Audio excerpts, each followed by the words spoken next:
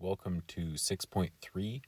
We're going to be talking about proportions, and you've kind of worked with proportions before, sort of, but as you'll see, it's a very nice extension of what we were doing in 6.1 and 6.2 with ratios and rates. So basically, a proportion is when one ratio equals another. So two ratios equal to each other, that's a proportion. So in other words, one fraction equal to another fraction. Let's pick a better color here and a better line width. There we go.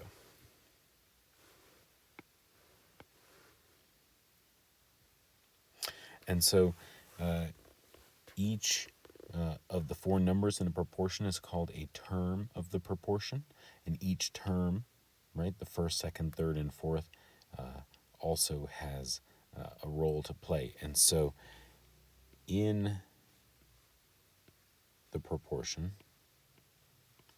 where one ratio equals another ratio, the B and C here are called the means, and A and D here are called the extremes.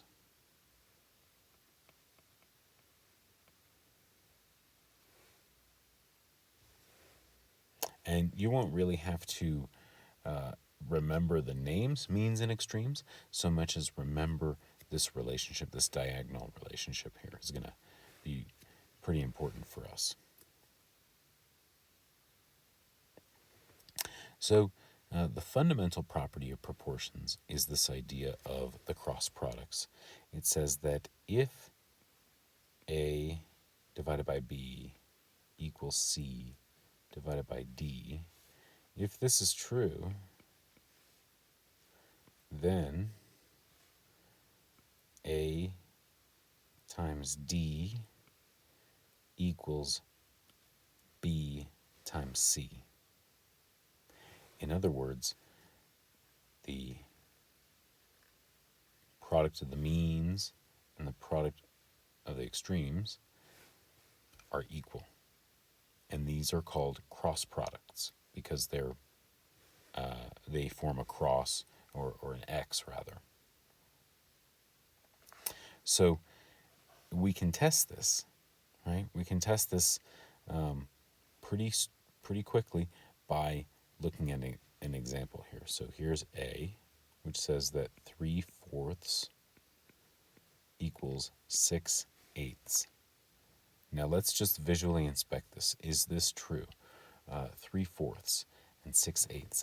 3 doubled is 6 and 4 doubled is 8. So these are actually the same fraction. So let's see, are their cross products equal? So I'll multiply 3 times 8 and check to see if that's equal to 4 times 6. 3 times 8 is 24. 4 times 6 is 24. Oh, so it checks out. These are proportional. We can do the same thing for B, where we're checking to see is 17 over 34 the same as 1 over 2 proportionally. And 17 is half of 34, so I can already see, yes, these are proportional. But let's check the cross products. So 17 times 2 equals 34 times 1. 17 times 2 is 34. 34 times 1 is 34, so it checks out.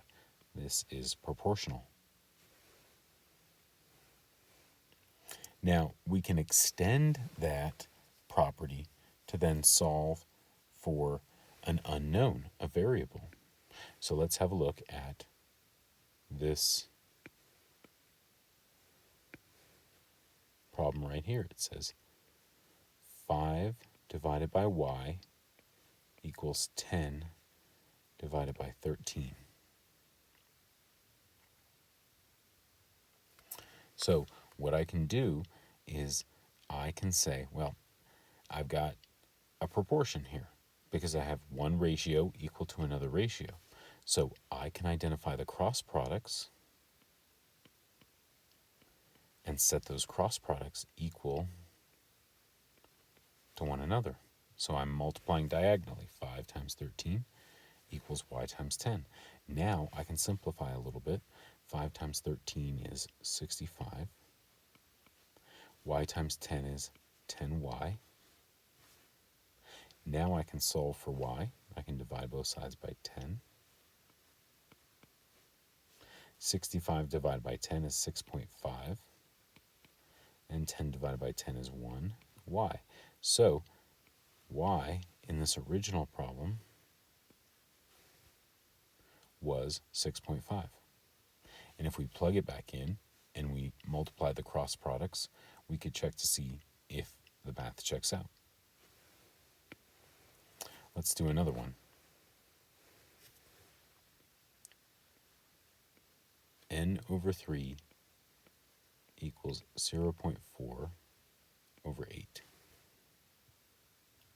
So I can't intuitively tell by looking at this what n could be because the numbers are so different. Right? I have a decimal number, I have 3 and 8. It's hard to see what their relationship is. But because I have a proportion, two ratios equal to each other, I can find the cross products. So I'll multiply n times 8 and set that equal to 3 times 0.4. And then I'll simplify and solve and find out what n is. So n times 8 is 8n. 3 times 0.4 is 1.2. Now I can divide both sides by 8. 8 divided by 8 is 1n equals 1.2 divided by 8 is 0.15, which is not something I could have guessed by just looking at it. I needed to be able to multiply the cross products, find the cross products, set them equal to each other, and solve. So let's review the key concepts here in 6.3. So what is a proportion? Well, proportion is ratio equals ratio. That's what a proportion is. B, in the proportion, 2 is to 5 as 4 is to x. Name the means and extremes. So the means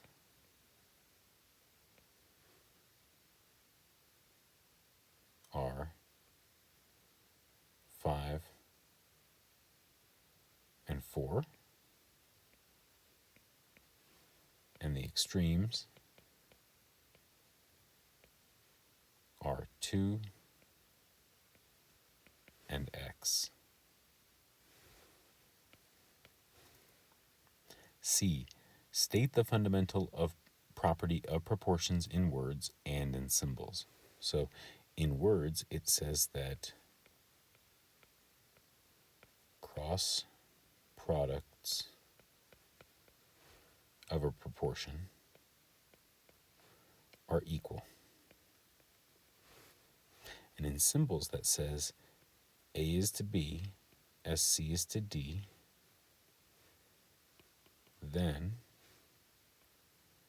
AD equals BC. Where this is multiplication, of course, because we have two letters next to each other and we don't see a symbol. D, for the proportion, 2/5 is equal to 4 over x. Find the product of the means and the product of the extremes. So the cross products, in other words. So I'll go ahead and multiply the means and extremes. So the means are 5 times 4, and that's equal to 2 times x. And so, of course, I could clean this up and say 20 and 2x, which, if I want to go ahead and solve, then means x is 10.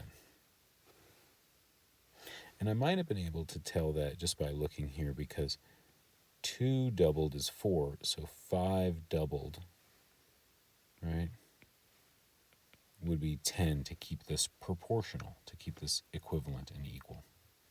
So hopefully that answers more questions than it brings up about proportions, and we'll see you in 6.4.